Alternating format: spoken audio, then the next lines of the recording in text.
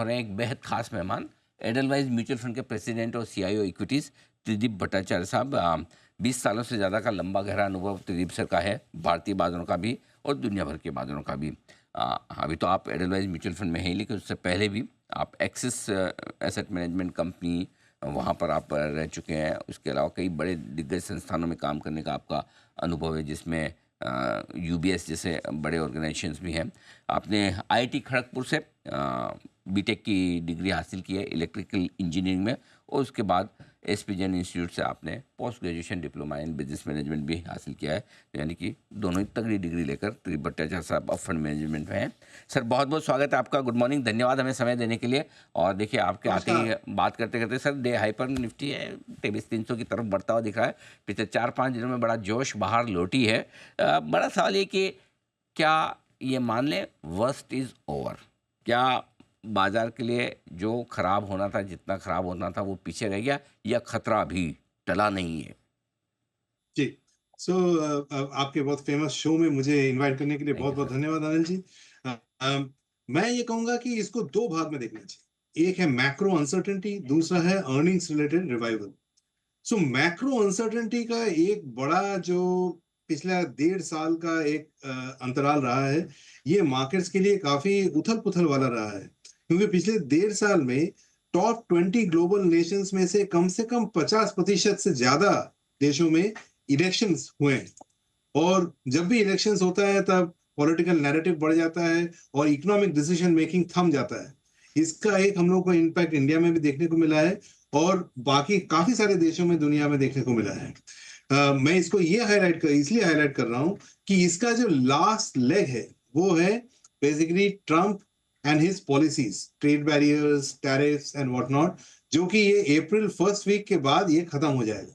उसके बाद एक जो मैक्रो अनसर्टेनिटी पिछले 1.5 साल से बनी हुई है और स्लगिशनेस इन डिसीजन मेकिंग, वो कम हो जाएगी। उसे एक मार्केट हेट्स अनसर्टेनिटी, तो वो एक बड़ी मैक्रो अनसर्टेनिटी से हम बाहर आ रहे हैं। लेकिन दूसरा जो अर्निंग्स रिलेटेड अनसर्टेनिटी है, वो मेरे ख्याल में कुछ क्वार्टर्स और चलेंगे। तो मेरा मानना ये है कि अर्निंग्स में recovery second half of fiscal year 26 से दिखना शुरू होगा। क्योंकि जब ये मैक्रो अनसर्टेनिटी हटेगी, उसके बाद डिसीजंस होंगे, तो उसके बाद जो काम करने का रुख बढ़ेगा, उसका जो नतीजा अर्निंग्स में देखने को मिलेगा, वो सेकंड हाफ एफआई 26 तक देखने को मिलेगा। इसलिए मार्केट्स में एक पड़ाव हमने पार किया, एक पड़ाव पार करना बाकी है। इंटरेस्टिंग चीज़ आपने बताई मैक्रो फैक्टर्स के बारे में, वो थोड़े बेहतर होते दिख रहे हैं। अप्रैल के बाद ट्रंप का टैरिफ टेरर भी कम होने की पूरी पूरी संभावना है। अच्छा, अब दूसरी बात जो है वो ये कि काफ़ी लोग इंतज़ार कर रहे थे कि भाई पैसा लगाना है, पैसा लगाना है, थोड़ा ठीक हो जाए मार्केट फिर लगाएं। क्योंकि पता नहीं, मतलब ऐसा आज पैसा लगाने की सोचूं, नहीं लगाया, कल दूसरे दिन देखो तो और नीचे भाव मिलता था। ऐसे ही लगातार सिलसिला चला था। ये अब 4-5 दिन ऐसे हुए कि जब आज सोचूं नहीं लगाए तो कल ऊपर दिन मिल रहा है। तो वो जो मिस कर गए लगाने के लिए, क्या अभी देर तो नहीं हुई? बिल्कुल नहीं। मेरे ख्याल में देर इसलिए नहीं हुई क्योंकि जो वो दूसरा पड़ाव है, जो अर्निंग्स का पड़ाव है, जब तक वो हम क्रॉस कर नहीं लेते हैं, मार्केट सस्टेनेबली ऊपर नहीं जा सकता। सो उसके जब एक मैक्रो रिलीफ रैली एक मेरे ख्याल में यहाँ से लेके मे बी अप्रैल में जो भी थोड़ा बहुत देखने को मिले, उसके बाद जब अर्निंग्स अगर वीक आए तो वापस से एक करेक्शन देखने को मिल सकता है। नेट नेट हम इस ये जो स्थिति है, इससे पूरी तरीके से बाहर निकलेंगे सेकंड हाफ फिस्कल ईयर 26 तक। तो तब तक और उसके पहले तक थोड़ा सा समय है इन्वेस्ट करने के लिए। लेकिन मैं आपके शो में पहले भी कह चुका हूँ, अभी भी कह रहा हूँ कि जब बाहर माहौल अच्छा ना हो, तब पैसे डालने का समय है। तब सिर्फ बंद करने का समय नहीं होता है, तब एक्चुअली ग्रेजुअली सिर्फ डालने का समय होता है, क्योंकि तब प्राइसेस बेहतर मिलते हैं। तो दोनों में से आप एक ही चूज कर सकते हैं, या तो प्राइस या फिर न्यूज फ्लो। तो अगर प्राइस बेहतर चूज कर ले तो बाकी सब्सिक्वेंट रिटर्न बेहतर होने का अंदाजा है। तो कुल मिला के मैं ये कह रहा हूँ कि ये जो भी वीकनेस मिले और अभी जो भी मार्केट है, यहाँ पर भी अगले 3-4 महीने से मैं 3-4 महीने में स्टैगर करके इन्वेस्ट करने के लिए मुनासिब समय है। ठीक बात है। यहाँ से भी आप निवेश करें, ये आपके लिए बेहतर समय है और कोई ऐसी खास दिक्कत वाली बात नहीं है। अगले 1 से 2 क्वार्टर बाज़ार मौके देगा भी। लेकिन मौके दिग्गज शेयरों में तो सब कहते हैं कि भाई चलो ठीक है, खरीद लीजिए, वहाँ सेफ्टी भी है, रिस्क भी कम है। मतलब रिस्क कम है, सेफ्टी तो क्या बोलेंगे, लेकिन हाँ, कमाई भले कम हो। लेकिन मिड कैप और स्मॉल कैप शेयर, क्या ये खरीदने लायक हो गए सर? जी। तो इसको समझने के लिए थोड़ा वैल्यूएशंस देख लेते हैं पहले। तो अगर आप वैल्यूएशंस देखें तो लार्ज कैप अपने 10 साल एवरेज के मुताबिक 5% डिस्काउंट में आ गए। तो वो तो जो आपका कहना बिल्कुल दुरुस्त है कि लार्ज कैप्स तो एकदम सही जगह पे हैं, इनफैक्ट थोड़े से अंडर वैल्यूड है। मिड और स्मॉल कैप्स जो पहले 30 से 40% प्रीमियम में ट्रेड कर रहे थे, वो अभी 10 टू 15% प्रीमियम में आ गए हैं। तो कहने का मतलब थोड़ा प्रीमियम है, लेकिन काफी कम हो गया है पहले से। सो मेरे हिसाब से gradual nibbling in mid and small caps भी बनता है, लेकिन थोड़ा सिलेक्टिव तरीके से। ये पॉपुलर थीम से बचें। डाइवर्सिफाइड मिड कैप फंड, इस तरीके से अगर आप कोई फंड पकड़ लें तो उसमें आपका इन्वेस्ट करने का समय सिलेक्टिव तरीके से मेरे ख्याल से आ गया है। और एक स्टैगर्ड तरीके से करें तो आगे 3 से 5 साल में पैसे बनेंगे। बिल्कुल ठीक बात है। ये mid cap small cap share में 3 से 5 साल का व्यू है तो पैसे बन जाए। अब एक बड़ी चीज़ जो सर आज बाजार को बड़ी प्रसन्न कर रही है, एफआईज की बड़ी खरीदारी है। आपने तो सर दम लगा के लगातार खरीदा जब एफआईज बेचे थे, बढ़िया पैसा लगाया भी है। इंतज़ार इन्हीं का था कब लौटेंगे, अब आए हैं। भरोसा कितना करें सर? ये मतलब बेचना बंद कर दिया, खरीदना शुरू कर दिया है तो करते रहेंगे, या वो कहते हैं कि परदेशियों पे ज़्यादा भरोसा नहीं करना चाहिए, वापस चले जाए सर? देखिए, मुद्दे की बात यह है कि ये सबका दारोमदार डिपेंड करता है वो डॉलर लेवल पे। मैंने आपके चैनल में पहले भी कहा था कि जिधर डॉलर एक बार पीक होके वापस धीमे नीचे आना शुरू होगा, वहां से एफआईआई का रुख भी बदलना शुरू होगा।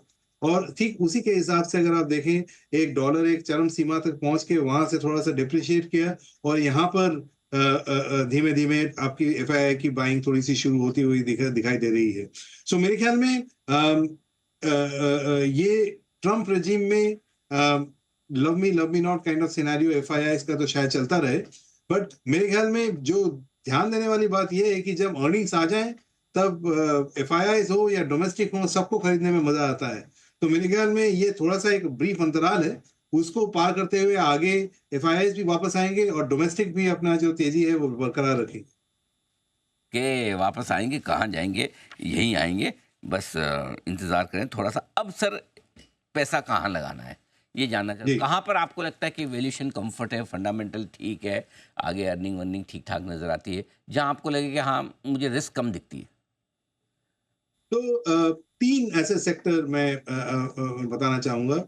पहला तो मैं कहूँगा जो मैंने कंज़म्पशन, मेरे हिसाब से ऐसा नहीं है कि नियर टर्म में कंज़म्पशन के शेयर्स के नतीजे बहुत बेहतर होंगे, लेकिन प्राइसेस बेहतर हैं। और अगर आप थोड़ा-सा 1 से 2 साल का आउटलुक लेके चलें, तो मेरे ख्याल से कंज़म्पशन एक ऐसा सेक्टर है, जहाँ वैल्यूएशंस पहले के मुताबिक सस्ते हैं और अर्निंग्स ग्रोथ इम्प्रूव होने के आसार हैं। वो इसलिए क्योंकि जो बजट में एक कंज़म्पशन के लिए थोड़ा-सा बूस्ट मिला, उसको नंबर्स में आते-आते सेकंड हाफ एफआई 26 तक लगेगा, लेकिन उससे सेक्टर का आउटलुक चेंज हो सकता है। इसलिए कंजम्पशन एक ऐसा सेक्टर है जो मुझे लगता है कि वहां पैसे लगाने से 1-2 साल में पैसे अच्छे बनने के आसार हैं। दूसरा है financials. With in financials NBFC जो हम कहते हैं, पर्टिकुलरली वो इसलिए क्योंकि एक तो वैल्यूएशन रीजनेबल है, दूसरे अगर हम रेट कट्स की बात करें सालाना तौर पे, तो आगे अगर रेट कट देखने को मिले तो वो उससे बेनिफिट करेंगे। और तीसरा, उनका ग्रोथ रेट अभी थोड़ा सा रेगुलेशन हल्का हुआ है, तो उससे उसका ग्रोथ रेट भी इंप्रूव होगा। सो ये एक दूसरा सेक्टर है जिसमें शेयर्स, चुनिंदा शेयर्स काफी बेहतर करने के आसार रखते हैं। और तीसरा मैं कहूंगा पावर। ये थोड़ा नियर टर्म टैक्टिकल कॉल भी है, और यहाँ पे गवर्नमेंट की तरफ से काफी फोकस भी है। तो अगले 2-3 साल में काफी इन्वेस्टमेंट यहाँ जाने वाला है, तो कुछ शेयर्स इससे रिलेटेड बेहतर कर सकते हैं। और नियर टर्म में जैसे हम समर की तरफ जा रहे हैं, तो उसमें माहौल power power point of view से कंपनीज के लिए बेहतर हो। तो ये 3 सेक्टर्स ऐसे मुझे लगते हैं जहाँ की नियर टर्म और लॉन्ग टर्म में, मीडियम टर्म में देखें तो पैसे बनने के अच्छे आसार। कंजम्पशन, फाइनेंशियल्स और पावर, ये 3 सेक्टर हैं जहाँ पर बढ़िया एक्शन देखने को मिल सकता है निवेश करने के लिहाज से। ये सेक्टर्स रहेंगे बेहतरीन। त्रिदीप सर, बहुत बहुत धन्यवाद आपका। लेकिन धन्यवाद दूंगा 1 मिनट उससे पहले मुझे अभी अभी पता चला है सर, आपको एक बधाई देने का मौका बनता है। आपकी फंड्स को, आपको कुछ बड़े अवार्ड्स मिले हैं, ऐसा मुझे सुनने में आया, मैं वही ढूंढ रहा था। हाँ, आपके फंड को बेस्ट स्मॉल और मिड कैप इक्विटी फंड का अवार्ड मिला है, और आपको बेस्ट एसेट मैनेजमेंट कंपनी का भी अवार्ड मिला है। सर बहुत बहुत बधाई और शुभकामनाएं हमारी तरफ से। Thank you very much. ये सब आपका भरोसा है, हमारे पार्टनर्स और डिस्ट्रीब्यूटर जिन्होंने हम पे कॉन्फिडेंस रखा, उनका नतीजा है।